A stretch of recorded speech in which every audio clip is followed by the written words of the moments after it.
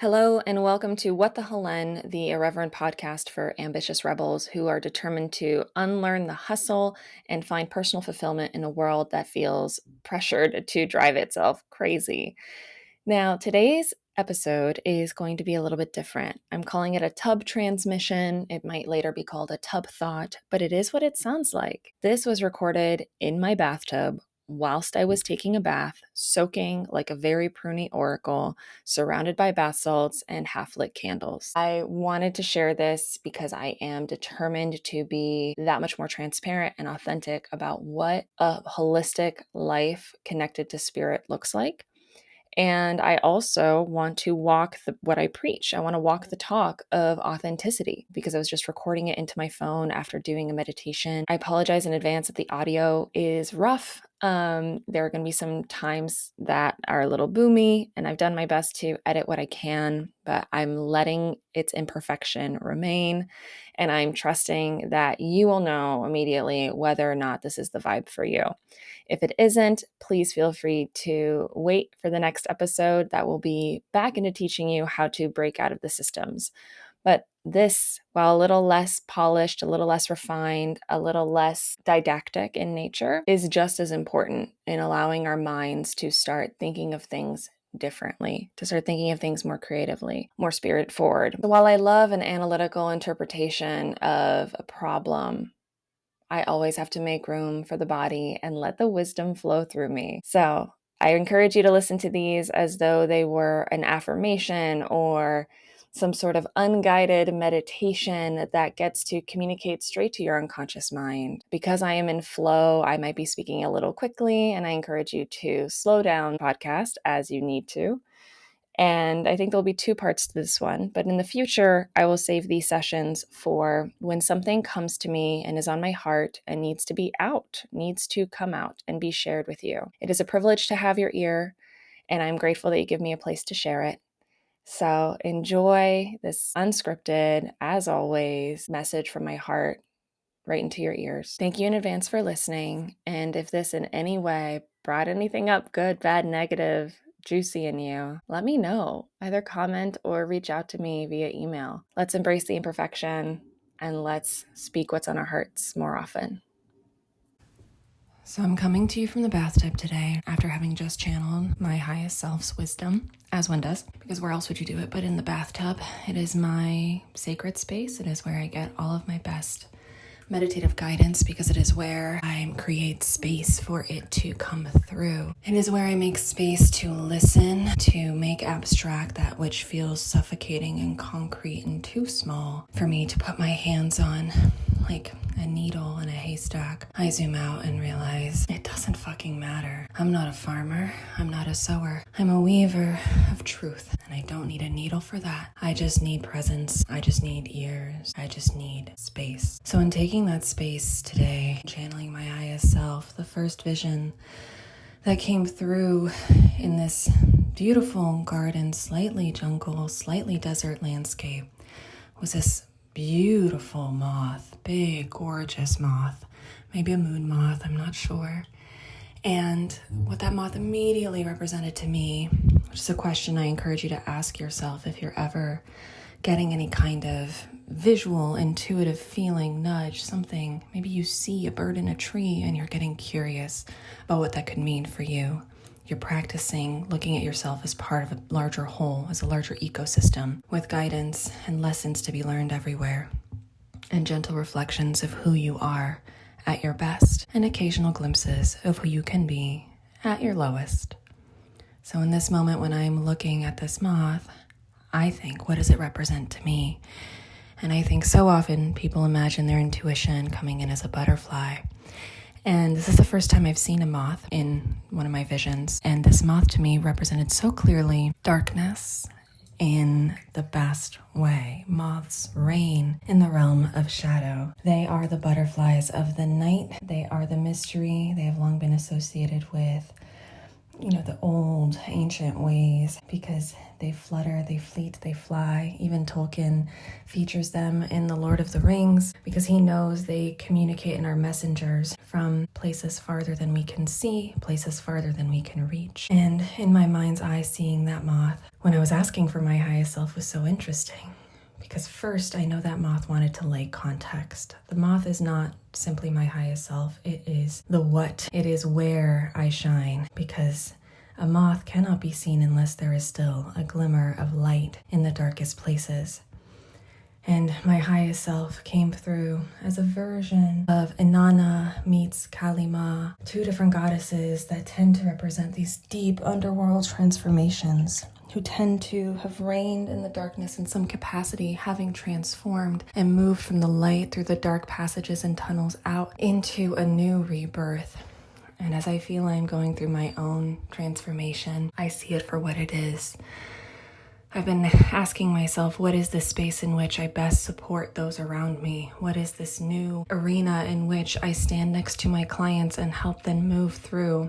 And it is in the darkness. It is in the shadowy places. It is in those places that we think darkness is too thick to move through. Even the darkest room in the world, our eyes take 45 minutes to adjust to. Now, mind you, if you smoke cigarettes, it will take longer. I don't know if you knew that, but tobacco and nicotine will reduce your ability to see at night.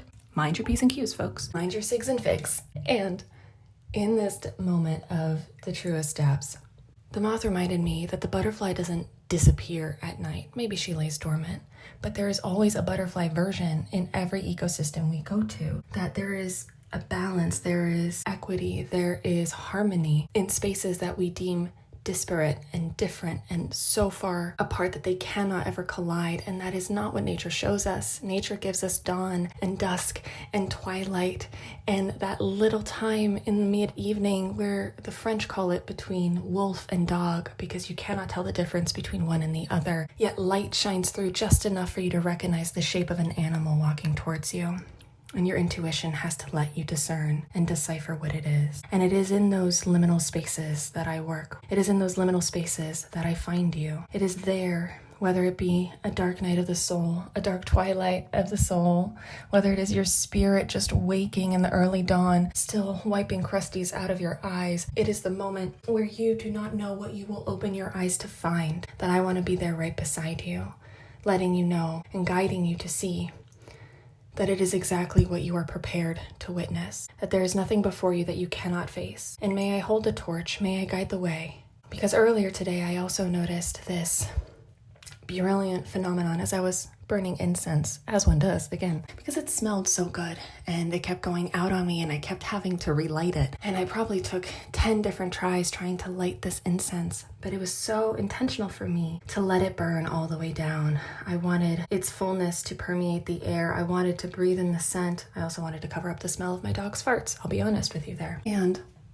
I noticed, well, my favorite thing about incense isn't the smell, it is seeing the smoke rise. It is seeing the smoke take shape. It is seeing the different ways it chooses to move. It reminds me that particles of light and energy exist all around us, and sometimes we simply cannot see it. And I would not be able to see those particles if I did not let something burn, if I did not create smoke, if I did not create shadow, if I did not create what we so often fear as depth and darkness and mystery, if I did not create the thing we most fear in so many respects, if I did not set something ablaze to watch it fall apart, I would not notice the beauty and all of the infinitesimal multitudes that encompass this life, that surround me at all times, that I move through, and in so doing, they move me. And the more you change, the more things change, the more those things you change you, as Octavia Butler once wrote. And so to let myself be changed, I had to burn this down. I had to burn the incense. I had to burn parts of myself that I could not let stand in this place of liminal duality. The parts of me that wanted to cling to extremes, that wanted to hold on so tight to the right way of doing something, as if nature ever followed order and procedure. When the wind changes, when the snow comes early, she doesn't think, she doesn't blink, she communicates, and she responds accordingly because she knows what is best given the present circumstance. She doesn't gripe and moan that it came too soon. She does not shed her leaves in resentment. She does what she has to preserve the ancient roots that have led her here. And so in this moment, when I am seeing the smoke, I am looking for it. I'm looking for that plume to shine brilliantly upon me, to remind me of all that surrounds me. But I remember that I cannot see it simply against a dark background.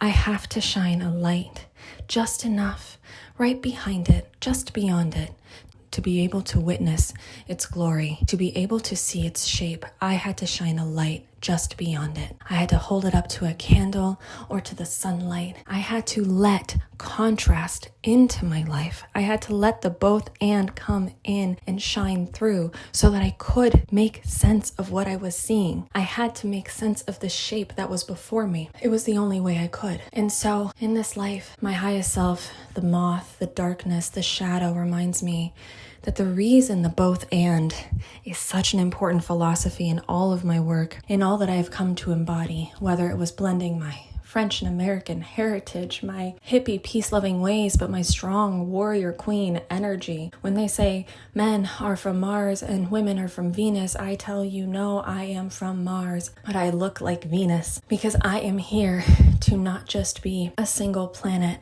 of origin. I am here to encompass the universe because it lives within me too. And so if you find yourself wondering, what is the right choice? What is the only best course of action before me? Let me remind you that the path may show itself in the darkest moments, so long as you have someone there holding the light. And let me be that light for you if you cannot find it within yourself. And let me light that spark within and remind you that you can be a blazing bonfire or a warm hearth. However you choose to be in that moment, whatever you choose to nurture is perfectly all right. You just need a little bit of light to see your way through this darkness, this shadowy path, this beautiful, beautiful ecosystem that surrounds you, even when the sun goes away. And when the moon decides to renew itself and too goes dark, the stars shine above you. The fireflies come to guide you, and the moth may come to land on your finger and remind you that you are not alone.